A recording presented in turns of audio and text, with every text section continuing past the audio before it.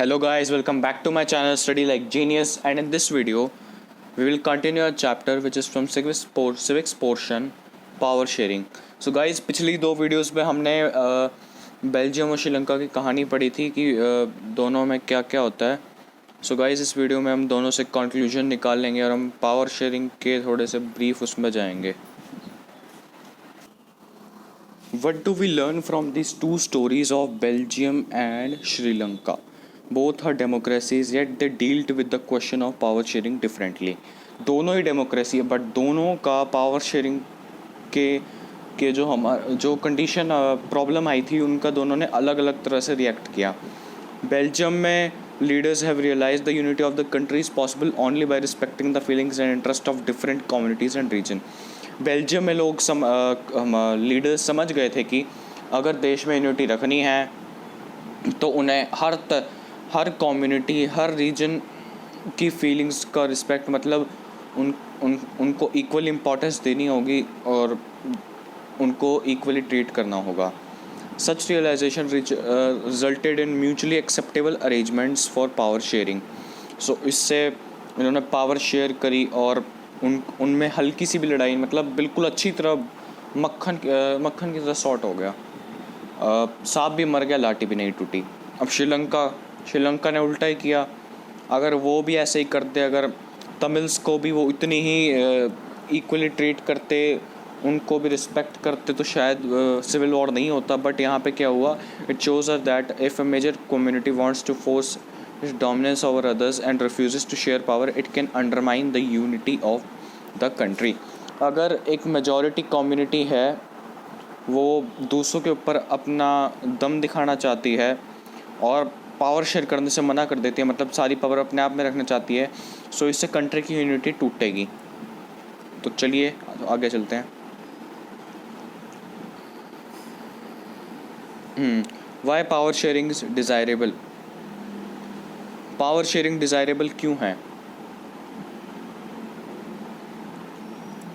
देखिए, इसके दो रीजंस हैं. चलिए two different sets of reason can be given in favour of power sharing. Firstly, power sharing is good because it helps to reduce the possibility of conflict between social groups. Since social conflict often leads to violence and political instability, power sharing is a good way to ensure the stability for the oppressive of the minority. It brings ruin to the majority as well. ये point है पहला. क्यों अच्छी है? क्योंकि इससे social groups में conflicts के चांस रुक जाते हैं. सो अब दूसरे पॉइंट पे आते हैं. सेकंड, जो इसका थोड़ा डीपर रीज़न है कि यही तो डेमोक्रेसी का मतलब है. Democracy, power sharing is good for democracy. It is the very spirit of democracy. अगर डेमोक्रेसी है तो पावर शेयरिंग तो होनी ही पड़ेगी, नहीं तो हम उसे डेमोक्रेसी नहीं कह सकते. A democratic rule involve sharing power with those affected by its exercise and who have to live with its effect. वो कैसे, मैं आपको 1 मिनट में बताता हूँ. क्योंकि डेमोक्रेसी में हर किसी का ओपिनियन मायने रखता है और पावर शेयरिंग से ही वो चीज़ आ पाती है. People have right to be consulted on how they are to be governed.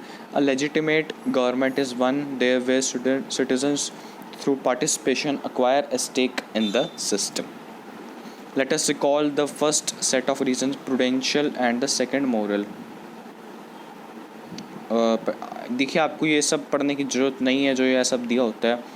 बस आपको साइड में पिक्चर्स पढ़नी है और चाहे तो आप डेफिनेशन भी पढ़ सकते हैं. अब देखिए, पहला रीज़न प्रूडेंशियल है, दूसरा मॉरल है. अगर आपसे पूछे what is the prudential reason of power sharing, 1 number का ही आएगा. सो इसमें आपको पहला पॉइंट लिखना है कि वो सोशल कॉन्फ्लिक्ट्स रोक देता है.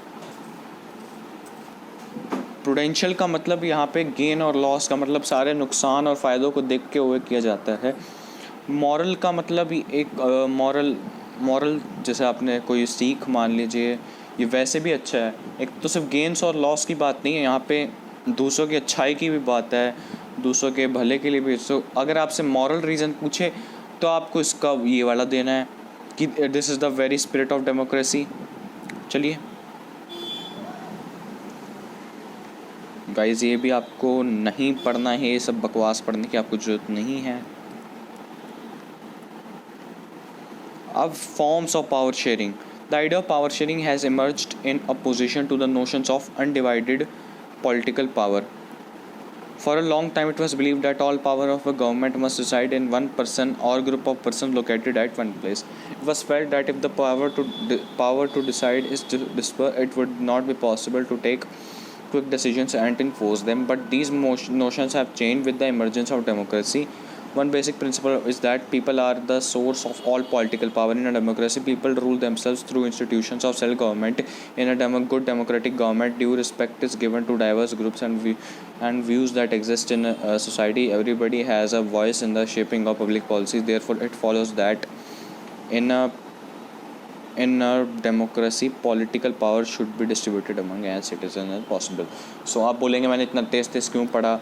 गाइस अब मैं पहले पूरा पढ़ के आपको थोड़ा डीप वैसे बताऊंगा। देखिए पावर शेयरिंग पहले कहते थे अगर पावर डिवाइड कर दी गई तो जल्दी डिसीजन लेना और उनको इन्फोर्स करना नामुमकिन हो जाएगा। बट धीरे धीरे ये बात पता लगी कि पावर शेयरिंग ज़रूरी है, क्योंकि लोगों का मतलब हमें उनका भी ओपिनियन चाहिए लोगों, क्योंकि पीपल खुद ही रूल कर लेते हैं इंस्टीट्यूशंस ऑफ सेल्फ गवर्नमेंट, क्योंकि वही गवर्नमेंट हैं। सो उनका ओपिनियन लिए बगैर तो ये होना नहीं चाहिए, इसलिए पावर डिवाइड करते हैं। सो ये आगे यही बात करते हैं कि पावर शेयरिंग अरेंजमेंट्स में क्या क्या फॉर्म्स हैं। गाइस और कुछ अगर आप मेरे को पूछना हो आप मुझे पूछ सकते हैं, तो चलिए आप मुझे कमेंट सेक्शन में पूछ सकते हैं और किसी चीज़ का भी नहीं। ये पहला वर्टिकल डिवीजन ऑफ पावर है। पहला है वर्टिकल डिवीजन ऑफ पावर।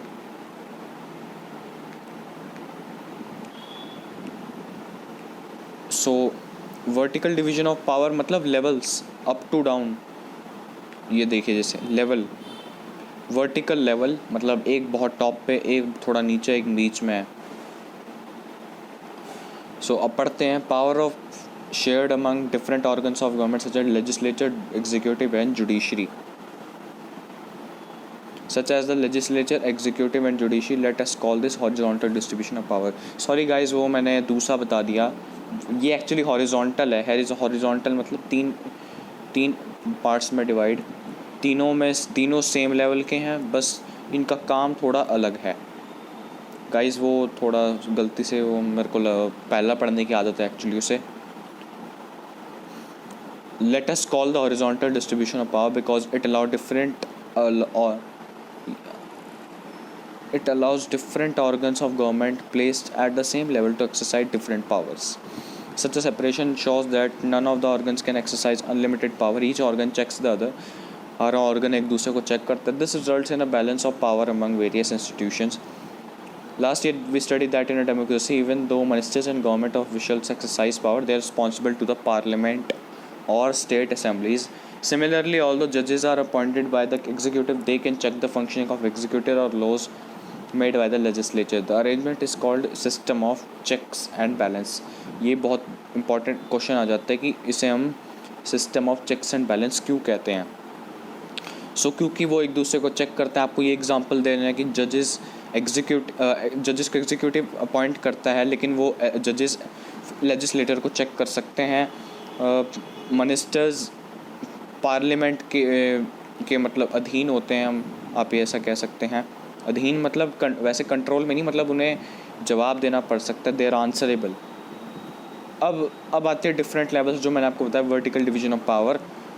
इसमें गाइस ज़्यादा इसको फेडरल गवर्नमेंट भी कहते हैं, एक आप याद रख लीजिए, और फेडरल डिवीजन ऑफ पावर आगे आपको मिल जाएगा। सो गाइस बस एक तरीके से है कि पहले कंट्री गवर्नमेंट, फिर स्टेट, फिर ग्राम पंचायत, ये इस सिस्टम पे, और सबसे ज़्यादा पावर इसके पास है, दूसरे इस पे और तीसरी इस पे। बस इसमें ये वर्टिकल डिवीज़न तो काफ़ी आसान मिलेगा आपको। ये सिस्टम हर जगह फॉलो नहीं होता, कहीं पे होता है तो कहीं पे नहीं होता। जैसे अमेरिका में ये सिस्टम फॉलो नहीं किया जाता। चलिए वैसे ये आपको इसमें तो बहुत आसान है, ये आपको पढ़ने की जरूरत नहीं है। थर्ड फोर्थ मैं आपको पढ़ा देता हूँ। थर्ड है पावर में ऑल्सो भी shared among different social groups such as the religious and the linguistic groups. Language के ग्रुप में या रिलीजियस के। कम्युनिटी गवर्नमेंट इन बेल्जियम इसका बहुत ही अच्छा एग्जांपल है। In some countries there are constitutional and legal arrangements whereby social weaker sections and women are represented in the legislature and administration.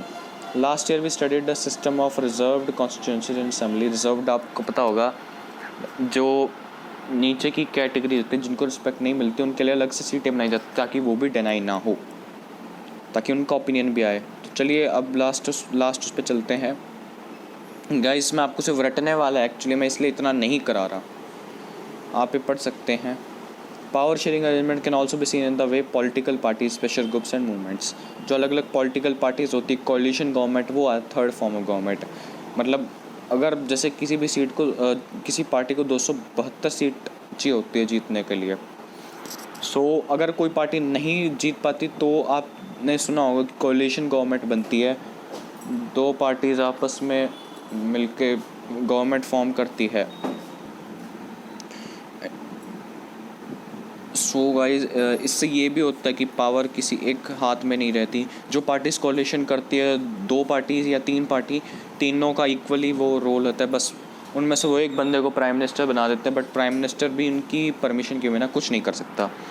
So guys आज का chapter यहीं ख़त्म होता है। सो गाइस अगर आपको वीडियो पसंद आए तो इसे लाइक करें, कमेंट करें, शेयर करें और मेरे चैनल को सब्सक्राइब भी करें। सो गाइस चलिए मिलते हैं अगले वीडियो में।